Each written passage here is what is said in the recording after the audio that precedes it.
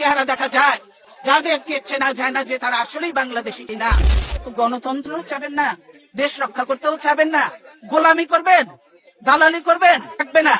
লিন্দুক দর্জির ইতিহাসটা পড়ে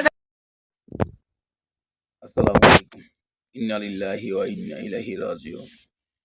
খুব মন খারাপ আজকে, আমার অনেক মন খারাপ। দেশনেত্রী বেগম খালেদা জিয়া কেন অপসীন দেশনেত্রী, শুনুন তার মুখ থেকেই শুনুন, এটা পর্যালোচনা করুন।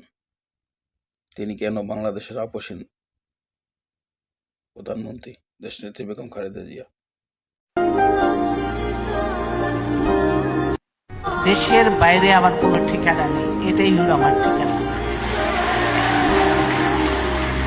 এই দেশ, এই দেশের মাটি, মানুষই আমার সবকিছু। কাজে আমি দেশের বাইরে যাব না।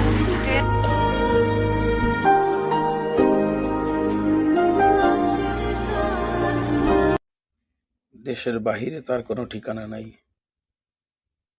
এই দেশ, এই মাটি, এই মানুষ আমার, এই বাংলাদেশেই থাকবে। আজ আল্লাহ তার সে আশা পূরণ করছে।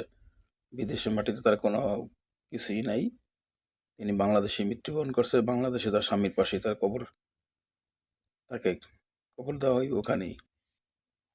অতএব এই দেশ আমার, এই মাটি মানুষ আমার, বা বিদেশে আমার কোনো ঠিকানা নেই। আমি বাংলাদেশেই থাকবো।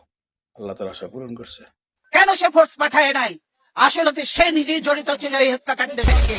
আজকে তো এমন অনেক আননোন চেহারা দেখা যায়, যাদেরকে চেনা যায় না যে তারা আসলেই বাংলাদেশি কিনা। তো গণতন্ত্র চাবেন না, দেশ রক্ষা করতেও চাবেন না, গোলামি করবেন, দালালি করবেন, এই গোলামি তো রাখবে না। লিন্দুক দর্জির ইতিহাসটা পড়ে দেখেন, সেও কিন্তু টেকে নাই বেশি দিন। তাকেও বিদায় নিয়েছে এত দালালি করে, দেশ বিক্রি করে। কাজে এই দেশ বিক্রি চলবে না হাসিনা, দেশ রক্ষা হবে ইনশাআল্লাহ। আজকে সকলের দায়িত্ব হয়ে গেছে দেশ বাঁচানো, মানুষ বাঁচানো। আর আপনারা ঘরে ঘরে ঢুকে এখন মানুষ হত্যা করছে। এই মা বোনের কান্না, এই আলেম এতিমের কান্না, এই বিডিআর এর অফিসারদের ওয়াইফদের কান্না, এগুলি কি বৃথা যাবে? এগুলি কোনোদিনও বৃথা